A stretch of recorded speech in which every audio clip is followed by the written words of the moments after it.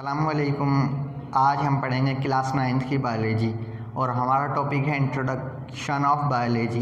Biology है क्या? Biology ये ग्रीक लैंग्वेज का एक वर्ड है। तो उसका मतलब क्या है? बायो क्या है? बायो का मतलब क्या होगा? लाइफ होगा। और जो लॉजी का मतलब क्या होगा? लोगास। उसको क्या कहेंगे? हम उसे स्टडी कहेंगे। तो यहाँ जो लाइफ जो रिफ़र कर रहा है वो किसे कर रहा है? प्लांट्स को कर रहा है, एनिमल्स को कर रहा है, माइक्रो ऑर्गेनिज्म को कर रहा है। तो इन तीनों को मिलाकर हम क्या कहेंगे? इन तीनों को मिलाकर हम लिविंग ऑर्गेनिज्म भी कहते हैं। लिविंग ऑर्गेनिज्म भी कहते हैं। तो अब हम इसकी डेफिनेशन की तरफ आते हैं। तो इसकी डेफिनेशन क्या होगी? Study of living organism is called biology. Living organism की हम स्टडी को कह रहे हैं क्या? बायोलॉजी।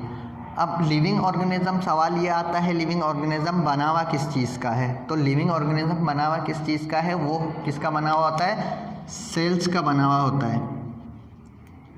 वो सेल्स का बना होता है। और सेल क्या है? सेल बेसिक स्ट्रक्चरल और फंक्शनल यूनिट है लाइफ का। तो इस जो भी हमारी बॉडी में सारी एक्टिविटीज़ हो रही हैं, सारे फंक्शंस हो रहे हैं और हमारी बॉडी जिससे मिलकर बनी हुई है वो क्या है? वो सेल है। सारे फंक्शन परफॉर्म कौन करेगा? वो सारे सेल परफॉर्म करेगा। और हमारी बॉडी में, ह्यूमन में सेल्स कितनी, हमारी कितनी सेल्स है हमारी बॉडी बनी हुई है? तो वो कितने सेल्स से बनी हुई है? वो 37 ट्रिलियन सेल्स है हमारी बॉडी बनी हुई है। अब ये बनावट की भी बात हो गई। अब ये क्या होता है? मेटाबॉलिज्म की बात आती है। भाई हमें जो हम कोई भी काम करेंगे, काम करने के लिए हमें एनर्जी कहाँ से मिलेगी? तो उसे कह रहे हैं मेटाबॉलिज्म। मेटाबॉलिज्म में क्या होगा?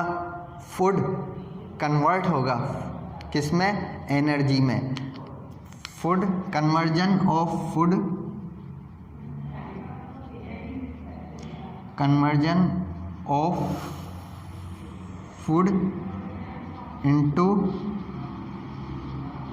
एनर्जी। वो कन्वर्ट होगा, फूड जो हम खाएंगे, खाना खाएंगे, वो कन्वर्ट होगा एनर्जी में। तो एनर्जी से क्या होगा? हमें फिर ताकत मिलेगी और जो हम काम करना चाहते हैं वो हमारा काम आसानी से हो जाएगा।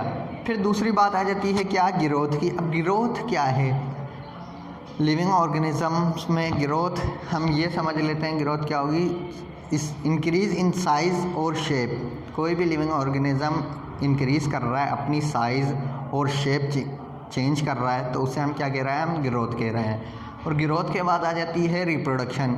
अब लाजमी सी बात है कि लिविंग ऑर्गेनिज्म कोई भी होगा तो वो रिप्रोड्यूस भी करेगा, अपने जैसे और जानदार पैदा भी करेगा।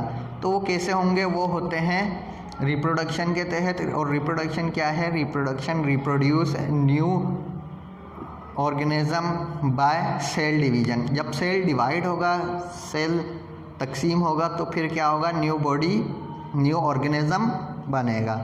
तो इसके भी दो मेथड आ जाते हैं। कौन सा आ जाते हैं? एक सेक्सुअल और एसेक्सुअल। अब जो सेक्सुअल होता है वो होता है एनिमल्स में, जानवरों में। और एसेक्सुअल कहाँ होगा? वो होगा किस में? प्लांट्स में। प्लांट्स में होगा। प्लांट्स में सेक्सुअल भी मेथड होता है पर एसेक्सुअल भी मौजूद होता है। तो एनिमल्स में क्या होगा? एसेक्सुअल मौजूद नहीं होगा। तो दो टाइप हैं। अब सेक्सुअल में क्या होगा? सेक्सुअल में मेल और फीमेल जब गैमेट्स मिलेंगे तो वहाँ फर्टिलाइजेशन होगी। उसकी नतीजे में जो न्यू ऑर्गेनिज्म प्रोड्यूस होगा तो उसे हम कहेंगे सेक्सुअल रिप्रोडक्शन। और एसेक्सुअल रिप्रोडक्शन क्या होगी? एसेक्सुअल रिप्रोडक्शन में दो पेरेंट्स का मिलना लाजमी नहीं है। वो प्लांट्स वेजिटेटिव पार्ट से भी कर सकते हैं। और वेजिटेटिव पार्ट्स कौन से हैं? स्टेम, रूट और लीफ। स्टेम, रूट और लीफ से भी वो अपनी रिप्रोडक्शन कर सकते हैं, न्यू प्लांट्स बना सकते हैं। ठीक है, आज का यही लेक्चर था। इंशाल्लाह नेक्स्ट वीडियो के साथ मुलाकात होगी।